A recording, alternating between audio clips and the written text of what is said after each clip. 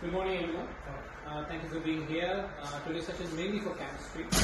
However, I really appreciate educators from different subjects. And your presence can be used as an interdisciplinary lens where we can explore instruction strategies which can be effective for critical. We're going to use some exams, AP exams, questioning from MCQs and FAQs both. And that can be used as a springboard which can help all of us to explore what we can say common student misconception, effective scaffolding, and also Bluebook.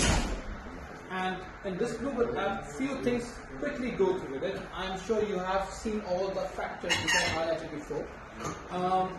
The best one I can see here, the directions. Students, of course, every subject is different. We are talking about the chemistry here. Of course, you can see the temperature and the pressure is given to them. They need to know that for they are using this thing for their calculation. Now, for example, in physics, gravity is 9.8 10 meter per second square is given to them very clearly where they have to use that thing. And there is no way else they have to use this thing for their calculation.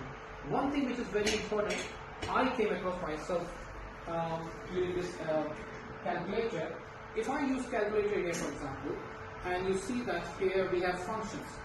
Now, if I use sine 30 here, and the value is where? It shouldn't be minus 0.9. Mostly in physics and maths, you see that it should be 0.5 I think so. So what you do always use this wrench, and it's by default is on radians. You need to convert it into degrees. And you see this question 1 part B, where they're asking about net ion equation. Now, what I do normally for my students, always recap about their math skill when they have the simultaneous equations. They know how to balance an equation and add them or subtract them. Same concept I try to develop here. I bring it here in chemistry, and what we do as they know the equations are there, but I ask them what is not balanced here. They need to balance the equation. Clearly see that thing is having 1 electron and it's 2 electrons, so they need to understand or reinforce with them to find you have to balance the number of electrons. So I think I need to only multiply by 2 here, which basically can help them to balance this equation. So when they balance this equation, of course, this becomes 2Ag, it becomes 2Ag plus 2 electrons and 2Ag solid. Now, once they understand this concept, then it's easy for them to add them. For example, if you see here, I multiply equation by 1, there's nothing, of course, and then we have by 2, and I got the equation here by this way. So it means, again, go slow with them. Say you write all the reactants first. So I have written reactants cobalt solid Ag plus here, and of course, because there's 2 electrons gone, finished, and then we have CO2 plus on the product side plus Ag solid. That's why they need to understand that how to bring math skills in chemistry, especially when they're dealing with calculations. That is so helpful.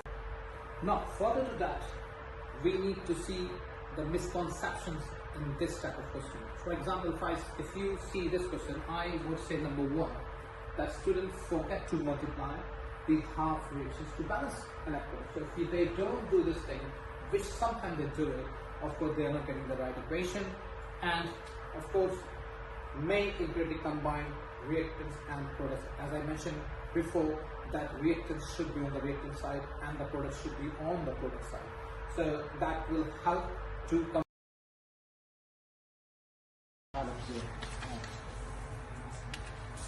Next one. Well, thank you for your work. I gave this question in the sheet, and of course you're working on that, and it's very easy, but the thing which we want to know how to basically make things more easy for students, so students learn it in a nice way. Differentiated techniques and anything is most welcome. Thank you very much for that thing. Let's quickly go through this one. Now, aluminium is basically on the reactant side, and again, as I mentioned before, students need to understand how to find the oxidation number. That's a key thing. Here, I link my this topic not only for them, even when I'm teaching ionic bonding, when they need to know how to make ionic formulas, because you notice that there are few things here like nickel nitrate. sometimes students here, they can't figure out what is a charge of nickel, because nickel is a constant matter, we know that. So it's easy if they know how to make formulas. So definitely it's clear that of course nickel is 3 plus. So if they understand the concept, what is basically charges, that will help them to complete this equation and complete the oxidation half reaction. Similarly here, if they know aluminum group number 3, so plus 3 is the charge, of course we are expecting 3 plus here, and I did is minus 1 here. So these things need to be done when they are doing topics previously. That will help them to understand what is the chemistry linked with making formulas on any compound. Come back to the question A.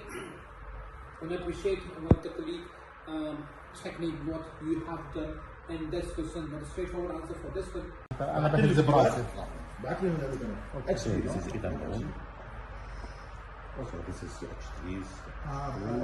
High, that means it requires more energy. That means it's the ionization.